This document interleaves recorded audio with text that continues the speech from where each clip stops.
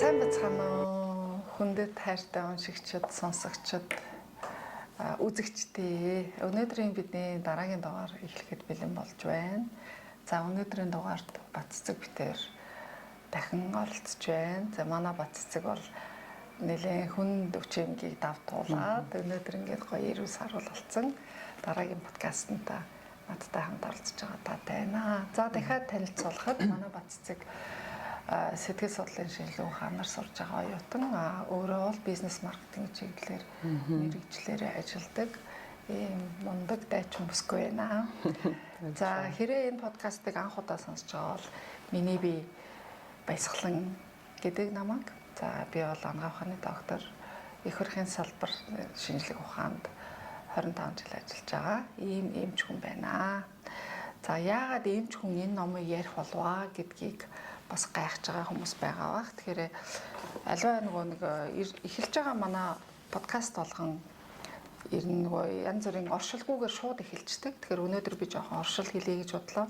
За юуны тухай вэ гэхээр бид нар энэ хоёр номны тухай ер нь манай Монголын ард түмэнд танилцуулахаар би шамдан зүтгээд байгаа. За одоогоор бол би 14-5 дугаар хийчихсэн байна энэ подкастаараа.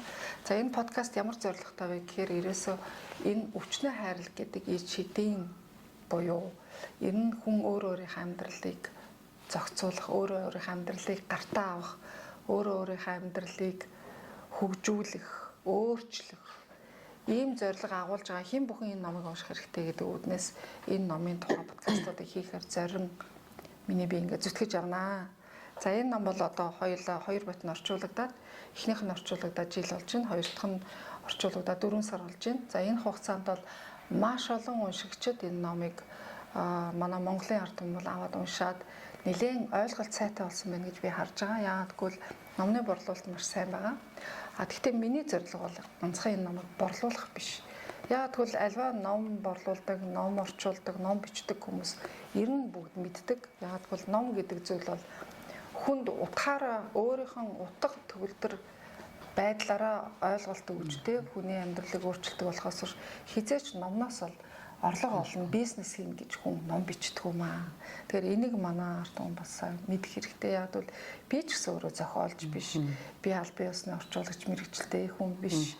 Зүгээр л ер нь сонирхлын үүднээс яг бол энэ ном надад бас маш их ашиг тусаа өгсөн учраас би номд айгүй хайртай.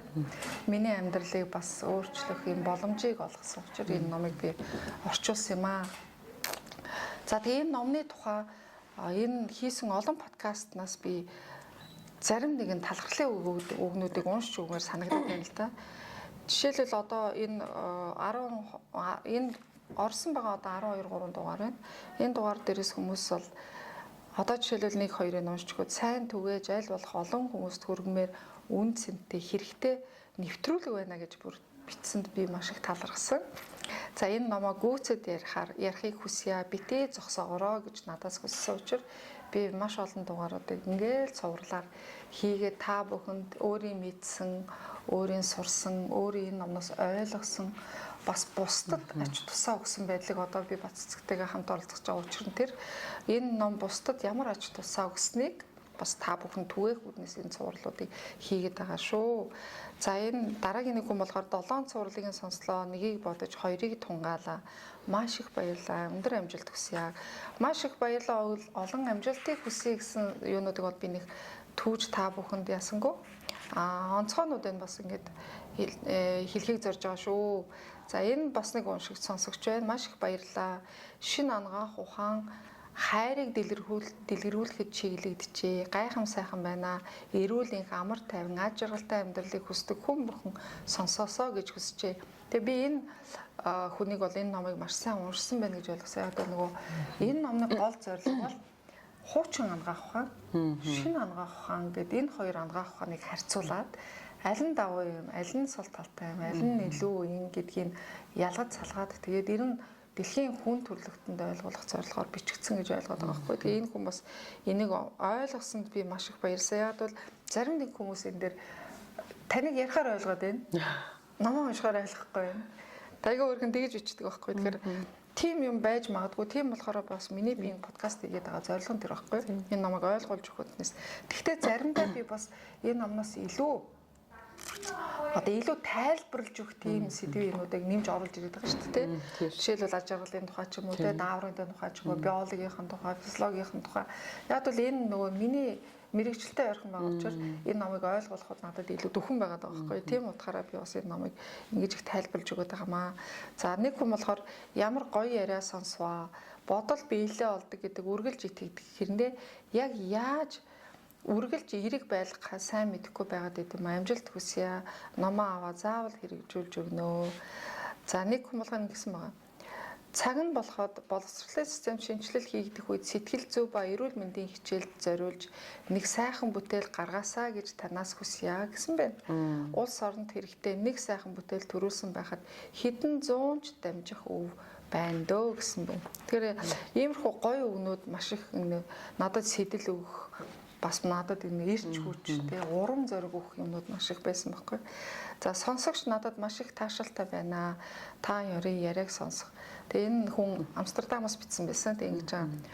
What you resist that persist гэсэн байгаа байхгүй. Энэ нь болохоор одоо чиний юу боддог тэр чинь биелнэ ингээд үргэлж биелнэ гэсэн утга юм уу да гэж харсан. Тэгээ энэ үг санаанд орчлоо. Үнэхээр хүлээн зөвшөөрөх ямар их ухаанлаг сэтгэлийн үйл вэ гэдэгт итгэж байна. Баярлаа гэсэн байна. Үнэхээр сайхан ном орчуулжээ. Би олон түмэнд бэлэг барьсанд маш их баярлаа. Үнэхээр сонсогчдаа цаашаа түгэл сонирдуулах тийм сайхан подкаст байна. Баярлаа. Цаашид дэлхийн ертөнцийн сайхан номнуудыг орчуулж мэдэг төгөөж өгөх гэгэн оюулаг үлсэлтэнд тань амжилт хүсье гэд маш их гоё өгнүүд хэлсэн. За энд бас ганц нэг саналууд байгаа. Яг бол энэ ч нөгөө нэг би энэ подкастыг хийж байгаа хүмүүстэйгээ хамт бид нэр яг мэрэгжлийн нэг нь жишээлбэл одоо мэрэгжлийн одоо оператор биш те. Нөгөөд нь би болохоор мэрэгжлийн одоо ядаж нэг сэтгэл зүй ч юм уу сэтгүүлч ч юм уу тийм хүн биш. Тэгээд бидний сэтгэл одоо зүгээр энэ моментод нийлээд энэ номны тухай ярих гэж л энэ подкастыг хийдэг болохоор алдаа оноо маш их байгаа. Би мэдчихээн. Шууган байна. Заримдаа яриан тод бүдэг байдаг. Заримдаа сонсогдохгүй яриа нэг суул шуугантай идэрээдэг. Тэрийг бас их хүмүүс хүсэж өрөөгөө дахиад сайжруулаарай гэсэн мэлээ. Тэгээ айл болох сайжруулад явнаа. За тэгээд бас надаас асуусан нэг зүйл нь Синеликов эмчийн онлайн сургууль семинарыг орчуулгахдаа явуулж болох уу гэсэн байгаа даа. Одоо энэ ном дээр чи анзаарсан бол маш олон нэг бар кодод байгаа даа шүү дээ. Тэр болохоор бүр ингээ нөгөө бичлэгийнхэн сеанс руу орчдөг. Гэхдээ даанч тэр нөгөө Светоч сургуулийнх нь тийм нөгөө юунууд ахгүй юу? Бар кодууд тэрийг монголоор орчуулахад надад одоохондоо их үг болохоор би болохоор орчуулж чадахгүй. Гэхдээ би юу гэж бодсон гэвэл яг ийм энэ Синеликов авторыг яг энэ сеанс бичлэгүүдийг орчуулах эрхийг бас авч болох юм болов уу гэж бодсон. Тэгэхээр ганцхан энэ хоёр номоор зогсохгүй. Миний цаашдын зорилго гэвэл дахиад шүү энэ автор 30-аад номтой. Тэгээ энэ 30-аад номыг орчуулах цаашлаад энэ Германы шинэ ангаа ухаан гэдэг номыг орчуулах бас зорилго тавьж байгаа. Яг бол тэр бол ерөөсөө ангаа ухааны салбарыг тэр чигээр нэргүүлэхээр тийм мундаг сууд бүтээл байлээ. Тэгэхээр тийм зорилго тавьсан явж байгаа болохоор аяндаа тэгээд юм болгон шат ахих тусам сайжрах байхаа гэж гүн итгэж байгаа учраас тэгээд өнөөдөр энэ подкастынхаа ихэнд бас хүмүүсийн сэтгэлийг сонсъё гэж бодоод сэтгэлээс нь жоохон ярьлаа шүү. За тэгээ одоо бид нэр Баццгийг жоохон яриулъя гэж бодож байна. Ягаад гэвэл өнгөрсөн 2 дугаар дээр манай Баццэг нэг номны тухай яриаггүй, ярих боломжийг би бас нэг олгоогүй санагдчихээн. Хүмүүс бас тэгж хүмжилсэн байсан шүү. Тийм болохоор одоо өнөөдөр би Баццгийг яриулахаар ирсэн байна. Тэгээ манай Баццэг энэ номноос ер нь хүнд авууштай юу байна? Юуг хэрэгжүүлвэл зүгээр юм байна? Яавал өөр дээрээ яаж хэрэгжүүлж болохоор байна? Энэ номыг уншсанараа чиний амьдралд юу өөрчлөгдөв үү? Тиймэрхүү гоё ярьж өгөөч гэж хүсэн. Миний хувьд болохоор сайн байцгаана уу? Миний хувьд болохоор түрүүчийн дугааруудад надад бол харин ч мэдлэг айгүй их олж авсан шүү дээ. Тэгээ би бол угаасаа би маш их ярьсан. Тий. Угаа ерөөсөө би танаас маш их юм их суралцаж авсан. Тэгж бодохгүй байгаа. Тэгээд энэ номыг би нөгөө өмнө нь ч гэсэн хийлсэн. Би одоо бүр ингэж тэмдэглээд ингэж яриалдаг. 90 алга болсон. Тэгээ энийгээ дахиад бариад уншиж байгаа л да. Тэгэл хүн ер нь гэхдээ хамгийн хэцүү зүйл энэ сэтгэл санаагаа удирдна те. Ингээд нөгөө уншчихгоо даавуу ямар гоё юм бэ. Нэр энүүгээр ингээд хүмүүст идэвхрлийг өгвөл энийг уншаад ингээ хүм өвдөж байгаа шаналж байгаа хүмүүс зүгээр болчвол зүгээр юм байна гэл тухайн үедээ бодож байсан мөртлөө яг өөр дээрээ тулаад ирэхээр тэрийг ингээ зохицуулахад айгүй хэцүү байд юм байна. Тэгээ ч гэсэн өөр дээрээ сайн чадах. Тий, маш мэдэрсэн. Тэгээд нөгөө өмнөх дугаарт би тодорхой өвчнөд байж байгаа. Тэгээ хагалгаанд ороод сая 4 сарын ихээр хагалгаанд ороо гараад ирсэн. Тэгээд ер нь бол яг сэтгэл зүгээрээ энэ номын дагуу бас энэ өвчнөө ялан дийлээд ингээ явж байгаа гэж би ер нь бол бодож байгаа байхгүй. Тэгээ ер нь эргээд ингээд бодож байхад энэ ном дээр гардагчлан нөгөө нэг хүний ер нь ингээд маш их юм сөрөг сэтгэл хөдлөлүүд хүнийг ер нь янз бүрээр ингээ өвчлүүлдэг юм байна, гажуудуулдаг юм байна гэдгийг бас ойлгож авсан. Тэгээ энэ дээрээс ерөнхийдөө нөгөө өмнө нь ч гэсэндээ хэлсэн шүү дээ. Бодолтой холбоотой ингээ би ч айгүй энерги бодолд айгүй их итгэдэг. Юу бодож जैन тэрэл биелдэг. Юунаас айж जैन тэр биелдэг. Юу хүсэж जैन тэр бас биелдэг гэдэг байгаа байхгүй. Тэгэхээр тарих маань өөрөө сэтгэл судлалын шинжилгээ ухааны талаас болохоор эерэг сургийг ялгадаггүй. Одоо жишээлбэл би ингээ өсөж байгаа зүйлээ хүмүүс ингээ буруу ярьдаг. Өвчин зовлонгүй байлгаасаа гэж ярьдаг. Тэр бол буруу. Эрүүл энх байлгаасаа гэж ярих хэрэгтэй байна л да. Нөгөө эерэг буруу хэлдэг. Тэгэхээр энэ тарих болохоор өвчин хүсээд байгаа юм гэж ойлгодог. Тэгэхээр тэр үгийг ингээд нөгөө хэрэглэхдээ эерэг үгээр хэрэгжилж иж танд биелдэм юм л да. Тэгэхээр хүн нөгөө маш их айгаад байгаа зүйл, тэгээ маш их хүсээд байгаа зүйл ингээд биелдэг юм байна. Тэгээд энэ яг ном ингээд тэр одоо миний тэр өмнө нь тэр сургуульд орж исэн бодол хүсэл мөрөөдөлтэй одоо төсөөлөл мөрөөдөл биелнэ гэх мэтчлэн тэр зүйлүүд ингээд нөгөө ном уншаад би тэрэнд бас ингээд бас хэсэг хугацаанд сургууль дээр орж исэн. Тэгээд тэрнтэй яг ингээд давцаад нийлээ залгаад үргэлжлэн юм шиг надад санагдсан байхгүй. Тэгээд яг одоо яг ингээд өнөөдөр бол яг тэр нөгөө сэрүүл сэтгэл хөдлөл гэдэг байгаа чинь болохоор ингээд хүн татаархах. Тэгээ хүний бүр өрөвдөх хүртэл хүнийг одоо буруу юм байна л да. Тэгээ тэр өрөвдөөд байгаа маань өөрт маань эргээд тэр асуудлууд болон тэр өвчлөлийг ингээд дагуулж ирдэг гэдгийг бас энэ дээр тайлбарсан юм. Бусдыг өрөвдөхөөр айгу хайрлж ин гэж боддог. Хайрлж ин гэж боддог тий. Үгүй чи өрөвдөх чинь буруу юм байна те. Өрөвдөн гэдэг чинь тэр хүний нөгөө буруу зангийг өөгшүүлж байна. Яг үнэ. Тийм тэр буруу зангийг, буруу зан төлөвийг, буруу үзэл бодлыг өөгшүүлээд буцаагаад тэр буруу зүйлээ өөр дээрээ л авчирна. Тийм. Тэгэл одоо ингээл ядарсан эмхтэй жишээлбэл ингээл хүүхдэд тэрзээ ядарсан эмхтэй байхад бид нар ингээл өрөвдөл туслахыг хичээдэг.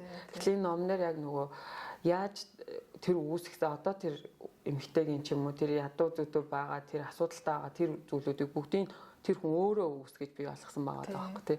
Тэгээ тэрийг нь бид нар өөгшүүлэхээр тэр хүнийг бүр эвдэлж байгаа гэдэг утгаар ингээд биччихсэн байсан тий. Энэ нөгөө байгалийн хуулиуд өнгөрсөн сэдвүүд дээр нэг баахан карма гэж ярьсан. Карма буюу тэгсэн чинь карма гэдэг чинь ерөөсөө хүний бичигдсэн зүйл ерөөсөө биш ээ.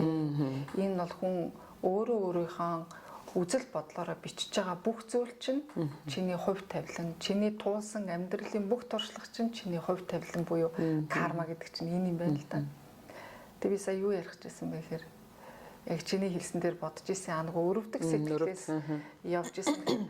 Хүнийг өрөвднө гэдэг чинь тэр хүний чадалгүй, муухайг, өөртөө итгэлгүй, амьдралын хуулийг баримталдаггүй, дандаа байдлыг сөрдөг. Тийм буруу сэтгэл хөдлөлтөө, буруу үзэл баримтал, үзэл бодол гэдэг чинь хамгийн хэцүү юм тийм буруу дадал туршлагатай тийм хүнийг өөгшүүлсэн явдал болон байхгүй. Жишээлбэл одоо хүмүүс ингэж ярьдаг штэ би ч ер нь тэгэл зүрхээр явах ахоо тэгэл яагаад гэх манай ээж манай тэгээд имээ өвөө тэгээд даралт нэгсдэг байсан тэгээд зүрх нь өвдөө тэгээд зүрхээр явцсан юм аа. Тэгээд тэр хүмүүс чиний бие ч өөр шүү дээ. Чи яагаад бас зүрхээр явсан юм? Миний зүрх өвдөд идэм чинь. Гэтэл одоо яг энэ номны 2 дугаар хамгийн амарын бичсэн байгаа байхгүй. Тэгээ энийг уншвал хүмүүс нэр үнэхээр бүр хорвоо ертөнцийг үүсэх үзлэлээр бол нэлээ иргэнэ. Гэтэл энэ одоо номдод жишээлбэл зүрхний эмгэгтэй хүн зүрхний ямар өвчнүүд жишээлбэл энэ гэж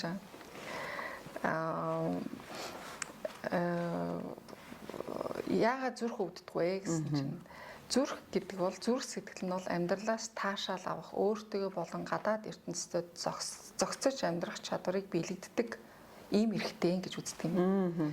Тэгчээд зүрхний одоо жишээлбэл бах буюу одоо нөгөө ишими гэж ярьдаг шүү дээ. Стенок кардиа зүрх нь ингээ гинт амар хатгаж өвддөг. Тийм өвчнөө үед яагаад ийм ямар хүмүүс ийм өвчнөө үед ихэнхдээ өвдөд байна гэдэг нь хэрвээ бид энэ эмгийг бие махбодын талаас нь буюу оюун ухааны талаас нь авч үзвэл зүрхний өвдөлт гэдэг нь сэтгэл ханамжгүй хайраас үүсдэг юм аа гэсэн байна. Сэтгэл ханамжгүй хайраас. Хүн хайрлаад байгаа юм шиг мөртлөө тэр хайраасаа сэтгэл ханамжгүй байна.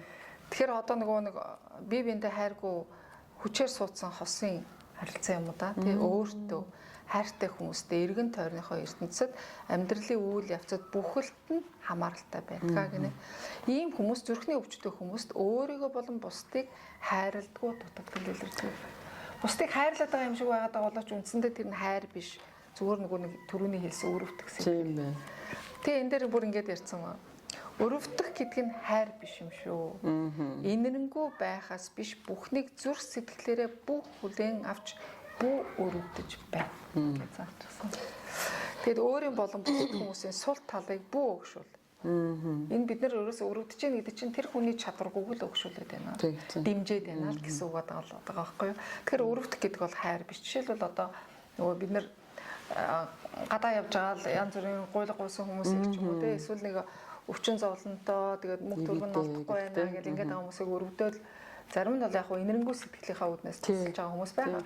А зарим нь бол өрөвдөөл нэг удаа туслана, хоёр дахь туслана, гурав дахь тэр нь тус биш болчдөг байхгүй. Тэр нь гурав дахь бол тэр юу зүгээр л өвүүлж ийна л гэсэн үг болчихж байгаа. Тэгэхээр тэр хүний ямар ч амьдралын тэмцэлгүй, амьдралдаа ямар ч хариуцлагагүй. Одоо бидний энэ ном дээр яриад байгаа өвчин үүсэх 3 шалтгаан л байдгаа гэж яриад байгаа шүү дээ. Өмнөх дугаарууд дээр ч ярьжсэн тийм. Нэг нь болохоор бид нэр байгалийн хуулийг сөрчнөөс болдог тийм. Байгалийн хуулийг хүлээн зөвшөөрдөггүй. Хоёр дахь нь болохоор нөгөө бидний яриад байгаа энэ нөгөө сэтгэл буруу сэтгэл хөдлөл буюу сөрөг сэтгэл хөдлөлүүд байгаад байгаа шүү дээ. Гурав дахь нь одоо ч үл нь өөрийнхөө амьдралын төлөө хариуцлага өрдгөө хүмүүс гэж яриад байдаг шүү дээ.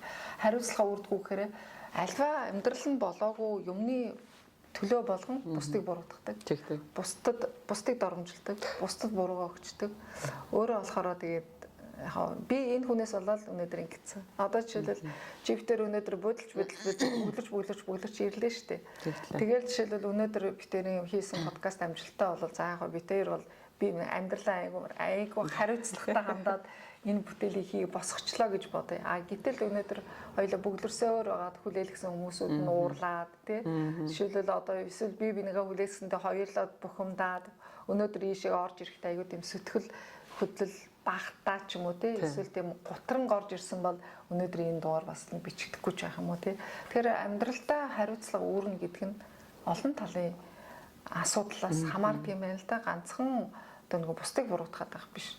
Өөрийгөө буруутгах, өөрийгөө буруушаах чинь хамгийн буруу үзэл бодол байгаад байгаа байхгүй. Тэгэхээр альва болсон асуудал дээр ганцхан бусдыг буруутгах биш, өөрийгөө буруутгах, өөрөө гэмтэй юм шиг байх тий. Одоо жишээлбэл ялангуяа эцэг эхчүүдэд хүүхдийнхээ өмнө ялангуяа настай болсон хүмүүс хүүхдийнхээ өмнө одоо нөгөө бороотой юм шиг тийм сэтгэлтэй гэдэг ялангуяа одоо жишээлбэл амьдрал нь боломж нь муу байсан хүмүүс хүүхдүүдээ ихтэй сургуульд хүсэжсэн сургуульд сурах чадаагүй байхаа төлөө маш их өөрснийгөө буруутгадаг. Тэгсэн мөртлөө тэр хүүхдийнхээ төлөө амиа тавихаас наагур бүхнийг хийж өмнөөс нь хийдэг. Одоо би бас их тийм зуршилтай байлаа шүү дээ. Хүүхдийнхээ өмнөөс бүх юм ингээд хийгээд ах тийм зуршилтай. Одоо гэртээ ч гэсэн хоолундаа хийхдээ гэр орноо арчлахтаа ч гэсэн тэгэл ямар сайндаа манай охин дараа нь имэн миний охин одоо ээж нь өмнөөс нь ороод гэрийн цэвэрлэл хоолыг хийсэрэл миний охин ажилгүй болох нь дээ гэхээр манай охин амар ажилтаа л да. Тэгсэн мөртлөө яг тэ ажилсаг ээжийн хүүхэд ажилгүй байд юм өө гэж хэлээд тэгэхэд би бас нэг юм бодож байгаа шүү дээ. Нэрээ тийм шүү эн чинь хүүхдүүдэд ажил сурахгүй болохоор үндсэндээ нэг хүүхдийн хэлдэг бол яг үнэн байгаа байхгүй. Тэгэхээр бид нэр дэндүү урдуур нь орж өмнө хийгдсэн тэр хүүхдийг нөгөө өрөвдөд хөр хідээ өвлөө эрт бас тийм унтдаг даа гэж бодвол хүүхдээ цэцэрлэг сургуулиас нь ирэхээр нунтуулцдаг өмнөөс нь бүх юм хийгээ бэлэн болгочдөг үндсэндээ тэр хүүхдийг буруу сэтгэл зүй буруу үзэл суулгаад байна биеийн даалгахгүй байна л гэсэн үг болчихж байгаа юм да. Тэгэхээр энэ болгоныг энэ номон дээр яг тайлбарлаж байгаа жишээнүүд нь яг нэг ийм амьдралд нэг ойрхон биш жишээнүүд байж болно. Ихэнхдээ бол дандаа нэг өвчин эмэгтэй холбоотой жишээнүүд байгаад байгаа байхгүй. Тэгэхээр заримдаа энэ өвчин эмгээс нь жоохон холдуулаад зүгээр нэг амьдралын жишээнүүд дээр ингээ хүмүүс тайлбарлаад өгөхөөр хүмүүс илүү гоё ойлгох юм шиг байна. Тийм. Тэгэд миний хувьд бол яг нөгөө өмнөх дугаар дээр бас ярьсан хардах, хий хардах, гомдлох тэр зүйлүүдээс олж бас ер нь надад тийм зовир өвч үүссэн юм болоо да гэж би ер нь бодож байгаа. Тэгээд эргээд бол одоо тэр асуудал руугаа эргэж ороод үндэс суурийн нөгөө энэ номон дээр бол тэгээд заадаг тийм. Ингээ үндэс суурийг ухаж олоод тэгээд бусдыг ингээд нөхрийгөө ч юм уу ингээд буруутгах чаа хүнээ өөрчлөх гээд байдаг бид нартэй хүчээр өөрчлөх гээд байдаг тийм л одоо сэтэлтэй юм байлээ л дээ. Тэгээд гэтэл хүн өөрчлөлтгүй өөрийгөө л өөрчлөн тэр бусад хүнийг зөвхөн хүлээн зөвшөөрчих хэрэгтэй юм байлээ л дээ. Тэ. Тэгэхээр тэр тэгтээ амархан биш. Тэгээд таны саяны нөгөө хилдэг тэр нөгөө бодит жишээн дээр ингээ ойрхон ярил гэдэг дээр ингээд би одоо нөгөө энэ бизнесийг манай гэр бүлийн хүнтэйгээ эхлээд жил орчим болж байгаа. Өөрийнхөө бизнес. Тэгээд маш олон хүмүүс ингээд би чи борлуулалт хийж байгаа шүү дээ өдөр тутамдаа. Тэгэнгүүт надад анзаарчихсан юм юу вэ гэхээр ингээд хараад нэг хүний нүдэнд хүтэн дулаан сайраатай гэж ярьдаг шүү дээ. Хүн ингээл нөгөө 5 хүнээс шууд танигддаг. Тэгэл зүгээр л ингэж аахгүй би юм бодолдож авлаа тооцоогоо хийлээ баярлаа гэж хэлдэг байхгүй. Тэнгүүд бүр нэг зэвүү хөргөж заавал ингээд үг хэлдэг юм хүмүүс байна. Баян орчдог. Тийм шүү дээ. Би ингээ хармааргүй байхгүй бүр тий. За яг гоо тэгж болохгүй л. Надад ингээ 100 төгрөгийн ч ашиг оруулж өгчөөлөөл би баярлж л байгаа байхгүй тий. Манайхыг сонгосонд баярлалаа. Тэнгүүд тэр хүн юу гэж хэлдэг вэ гэхээр би чамайг олон удаа баярлуулж байгаа да. Айгу хэцүү дээ. Хэцүү байгаа байхгүй. Тэгээд үгүй угаасаа тэр хүн ч гэсэн баярлах хэрэгтэй байхгүй тий. Хямдхан өөрийнхөө хүнс ногоог аваа явж байгаа тий. Хинхнийгээ баярлаж тэгтэл бүр ингээд өчигдөрх нь надад тэгсэн. Хөө танах ч бүр орж ямар сайхан сонголт сайтай юм бэ тий. Ёстой нэг манай навд ямар ч юм одоо тийм дэлгүр байдаггүй байсан чинь танахс өмнө гоё юм. Баярлаа гэсэн чи байж би ихлэ хэлээ тий. Чамд баярлаа, танад баярлаа гэж гарч байгаа. Тэр өстой гоё юм. Хүн ингээд ерөөсөө тгээ ингээ харж байхаар ингээ харьцуулаад аягүй олон хүнийг харж байгаа тэр нэг юм ингээд хүн рүү ингээд нэг үг шийтсэн тий ийм хүмүүс нэг ингээ харахад угаасаа энерги нь танигддаг. Тий. Болчтой юм байлээ. Цаанаасаа нөгөө тийм стресстэй байна. Тий, бүр ингээд нэг олон жилийн туршид ингээд зуршилсан тэрүүгээр. Тий. Сурцсан зуршилсан тийм дадал туршлууд байгаад байна. Тий. Бүр ингээд энерги долгио нийлнэ гэдэг нэг юм байд тээ. Тийм хүмүүстэй ингээд нэг юм сөрөг намайг бүр яг энэ үнийг нэг сэтгэлээр унгаад ч юм эсвэл ингээд зэвүү шизээр байгаа сурцсан. Тийм хүмүүстэй бол ингээд за ямар ч гэсэн ингээ гаргээ. Гоё хүмүүстэй бол бүр ингээд яриад амар байгаа юм чи. Тийм шүү дээ. Тийм. Тэгэхээр энэ бодол ингээ холбогдож байгаа тий тэр хүний зуршил. Би яг нөгөө энэ нөгөө профессор Лавга багшийн квантын физикийг заадаг. Тэр профессорын маш олон үгнүүд өгдөг шүү дээ. Тэр номыг уншихад хүртэл бүр амар зүрх ингээ бүр яг хийдэл амар үнэн хэлдэг. Гэтэл энэ номон дээр энэ номны нээлтэн дээр би яг Лавга багшиг ураад ярьсан шүү дээ. Тэгэхэд Лавга багш гэдэг шүү дээ.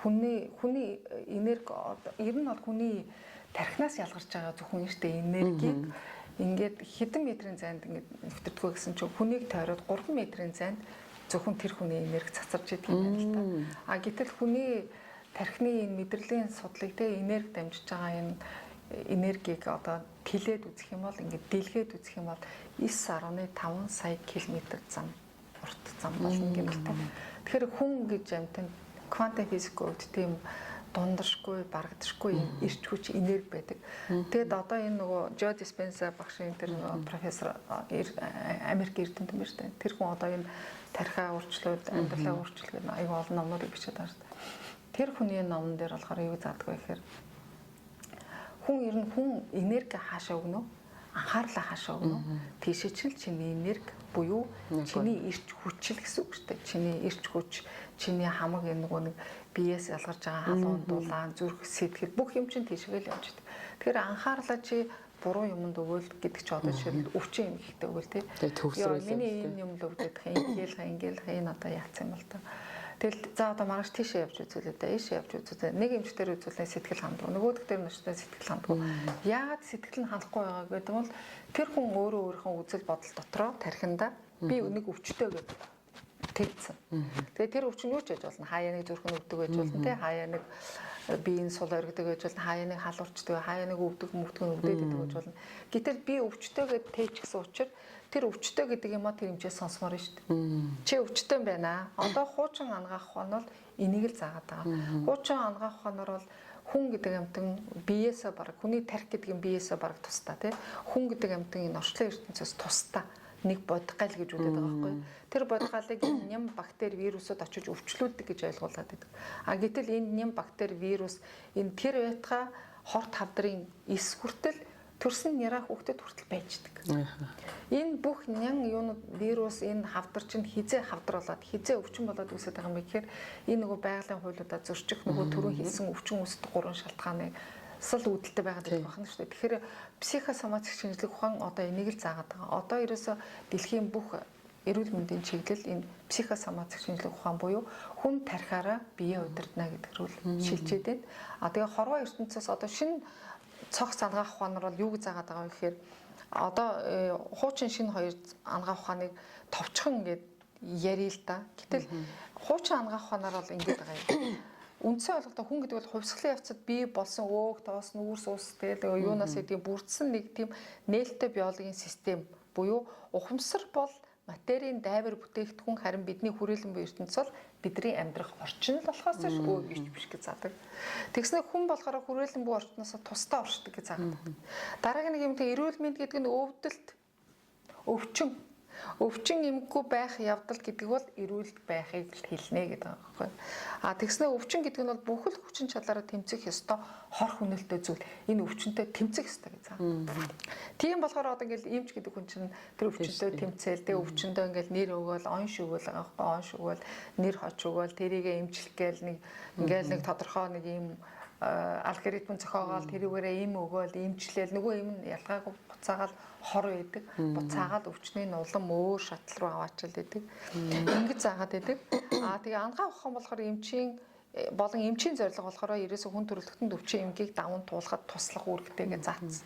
А тэгсэн шинэ ангаах ухааныг сонсоод гараа. Шинэ ангаах ухаанаар болохоор ерөөсө хүн гэдэг нь өөрийнхөө хувь заяаны замаа туулах гэж өөрийн зорилгоо ухамсарлаж төгсрүүлж биелүүлэх гэж ирсэн хайр, хөг зохицол, гоо үзэсгэлэнгийн ертөнцийг бүтээхээр энэ орчинд ирсэн бурханлаг сүнс сэтгэл. Тэгэл нөгөө сэтгэлтэй. Буцаагаад одоо энэ психосоматик шинжилгээ ухаанлаа оруулаад байгаа байхгүй. Тэгэхээр хүн гэдэг амьтан чи бид нар болохоор хуучин бол зүгээр нэг материалыг ийм амьтан бүтэн бүхэл бүтэн одоо уурга өөх тосноос цогц бүтээгдэхүүн гэж ойлгуулад байдаг. А энийг болохоор хүн гэдэг амьтны чинь нэг сүнс сэтгэл. Тийм болохоор одоо шинжилгээ ухаанаар ангаах ухаанаар дээр нь нөгөө одоо энэ нөгөө бүх шашнууд ч гэсэн ерөөсөө байгалийн хуулийг л зааж номлодог байгаад байгаа шүү дээ. Тэгээ байгалийн ухаанаараа бол энэ шашны ухаанаараа бол одоо энэ хүн гэдэг амьтан чинь биеийн мөнх биш болохоос ш хүн гэдэг хүний сүнс бол мөнх гэж ойлгуулад байдаг шүү дээ. Тэгээ нэг биенээс бие рүү шилжчихэд цаг нь нэрвэл энэ биеийг орхиод цаг нь нэрвэл нөгөө биенд шилжнэ гэж яриад байдаг. А гэхдээ энийг ингээд тайлбарлахаар буцаагаад нэг юм шашны шинжилгээ ухаан л орчих гээд байгаа юм шиг. Гэхдээ үндсэндээ бол ерөөсөө хүн шашин гэдэг бол ерөөсөө байгалийн ухааныг заадаг л ийм нэг салбар шинжилгээ ухаан юм байна л да. Тэгээд энэ хүн болохоор ерөөсөө хорвоо ертөнцөөс салшгүй нэг юм хэсэг нь шүү гэж ойлгохгүй бол бид нар чи өөрснөөгөө ерөөсөө байгаль орчин гэж тусдаа хүн гэж нэг тусдаа би гэж нэг эготой амьтан тийм байгаль ухаан гэж байгаль гэдэг бол ерөөсөө бидний ингээл оршин тогтнуулаад ингээл гоё байж ах хэвээр бид нар болохоор байгаль яаж сүтгэсэн хамаагүй буцаагаад байгаль бид нар яаж чадахгүй гэж ойлгоод үндсэндээ бол бид нар өвхөшгүй мөнх сүнслэл болохоос биш бидний бие бол ерөөсөө байгаль энэ байгалийн хуулинд бол захирагдах ёстой тийм хэврэгхэн амьтад байж таарад байгаа байхгүй. А тэгээд эрүүл мэнд гэдэг нь бол харин бид нар байгаль дотоод болон гадаад ертөнцтэйгээ төгс нийцэх ёстой. А тэгээ хамгийн гол нь өвчин гэдэг бол ерөөсөө энэ нэг материалын юм зүйл биш ээ. Энэ бол гипноз, далд ухамсараар эмчлэх гэж одоо энэ номны дотоод хувиргалтай аргачлал ерөөсөө бодлоор өөрийгөө эмчлэх тухай яриад байгаа байхгүй. Тэгэхээр энэ номны гол онцлог нь энэ л байгаа. Тэгэхээр энийг бол маш олон хэдэн мянган хүнд туршсан энэ дотоод хувиргалтай аргачлал гэдэг хамгийн сүүл хэсэгт байгаа нэг аргачлал байгаад байгаа. Энэ бол зөвхөн өөрөө өөртөө ярих, өөрөө өөрийнхөө сэтгэлийг эмчлэх, өөрөө өөрийнхөө сэтгэл зүйд бүр нэг дөнгөж хүүхэд бүрэлдээд бараг үүссэн тэр сэтгэлийн травмаасаа гарах. Яг байна. Тэгээ энэ тэгээд энэ квантын физикийн хуулийг л аюулсаа ойлгомоор юм шиг үлээ. Тэгжижил бид нар энэ дотоод хувиргалтай хүн болгон хийж чадмаар юм бэ гэж хараад байгаа л да. Яг энэ дотоод хувиргалтай аргачлалыг би ингэж бодсон. Энийг бол яг ингээд хамт сууж агаад хийхэд хүмүүстэй хамт сууж агаад хийхэд бас жоохон хэцүү. Энийг яг уншиж өгөөд тайван тэгээд би баг нэг зүгээр юм дуугаараа бичлэг хийгээд тэгээд явал хүмүүст илүү ойлгох юм байна гэж. Яг бол хүний хоёр нүд гэдэг юм чинь маш мэдрэг эрхтэн тий. Одоо чи битэр одоо энэ дотоод хөрвөлтийн схемчлэн төлөвлөгөөг ингээл яриад өгж явах хооронд битэр чи маш их эмоцуд ингээ гарч байгаа штэ тий. Үйл хөдлөл, нүдний хөдөлгөөн, гар бүлний үйл. Одоо ялангуяа наа чи юм гар бүлээ хүч өгж ярих хэрэгтэй хүн. Тэгэхээр энийг яг ийм юм харахгүйгээр тайван намуун доор энэ аргачлалыг зааж өгөх юм бол илүү хүнд хүрэх юм байна гэж би хараад байгаа. Тэгэхээр дараагийн олон юунуудын дараа би подкастуудын дараа энэ дотоод хувиргалтай аргачлалыг маш гоё юм дуун аудио подкаст хийн гэж бодож байгаа. Тэгэх юм бол бяцлах шиг бяцлах шиг тэгэх юм бол хүмүүс энийг маш олон гоё хийж чадах хаа гэж бодоод байгаа юм. Тэгэд яг энэ шинэ цог цангаа ухаанаар бол ерөөсө шашны шинжилгээ ухаантай ингэ нэлээд ойртолцсон. Хүн гэдэг амьтан чи ерөөсө бурхан бүтээч чад байхад тий бурхныг бүтээж өчгөөд байхад бид нар яг робот шиг л байгаад байна гэвэл энэ ном маш их хэлдэг юм билээ. Тэгэхээр бид нар робот шиг л амьдрмааргүй юм шиг байгаа. Ууг нь бол ихэнх хүмүүс ерөөсөө тэгэл яг л төсөөлөл багтаа үүссэн сэтгэлийн одоо нөгөө өөрийнхөө одоо туулсан амьдралын туршлаган дээр л үндэслээд хүн амьдраад байна шүү дээ. Тэр туулсан амьдралын туршлага зөвч ээж болно, бурууч ээж болно. Хүн болгоны туулаад өнгөрсөн нэг хүний хувьд зөв байж болно тий. Миний хувьд буруу байж болно. Тэгээ бусдын амьдралын түүх нь чамд бол тохирохгүй ч ээж болно шүү дээ. Гэтэл яагаад заавал бусад ингэсэн хүмүүс ингэж байхаар бид хичлээ гэдэг юм чинь хамгийн буруу болдог байхгүй. Тэгэхээр бид нар бас өөрт нь ингээд нэг гүн зочролт одоо оруулсан ч юм уу багтаа авсан тэр сэтгэлийн тийм траумуудыг дахиад тэгэх юм шиг дандаа нөгөө боддог тий. Одоо би нэг багшийг сонсч байсан. Тэр багш ингэж хэлж байсан. Би ингээд нөгөө дээр үед чинь нөгөө гişт амьдрдаг юм төмөр орнууд байсан. Доогоор ингээд нөгөө онцгой. Тэгээд тэндээс муурнаас айдаг гинүү. Тэгээд тийм орон дээр суухаараа хөлөө заавал ингэдэг гэдэг байгаа байхгүй юу. Дээш нь өргөдөг. Бүр тгээс урд. Ерөөсөө тийм зуршаалтай. Тэгэхээр нөгөө ийм зүйл амьдрал ганцхан удаа тохиолдоод дахид тохиолдохгүй ч болох юм дээр хүмүүс бүр ингээд насан туршдаа тэр ингээд тэгээ явуулсан. Тийм байх хэрэгтэй юм шиг бодсон. Тэгэхээр энтэй төстэй ганцхан тэрж биш тий. Өөрт нь азгүй юм нэг удаа л тохиолдсон байж боловч тэрийг ингээд нөгөө насан туршдаа яг тийм тохиолдол дахиад гарах юм шиг ингээд дандаа тэгээд яваад байдаг нь бас нөгөө дотроос нь ингэж хүнийг өвчлүүлдэг тий юм байна гэж бас бодож авсан юм. Яагаад тийм бэ гэвэл буруу үзэл бодлоо хүн ингэж насан туршдаа тэгээд явчихдаг. Ууг нь бол альва нэгэн хүн нэг өнөөдөр чамд муу өдөр ээж болно, маргааш сайн өдөр болно гэдэгт айгуус нэгдүгээрт идэх хэрэгтэй. Хоёрдугаарт юу гэвэл тэр өнгөрсөн муу туршлага болгоноос заавал өөртөө нэг сайн зүйлийг олж аваад тэгээд тэрнээс суралцаад цаашлах ёстой гэдгийг ер нь хүмүүс сайн ойлгож өгдөг л дээ. Тэгээд энийг сайн ойлгохын тулд бас нэлээ өөрийгөө сайн сонсох хэрэгтэй юм шиг байна. Тэгээд энэ ном дээр ч гэсэн тэгж байгаа гэдэг шүү дээ.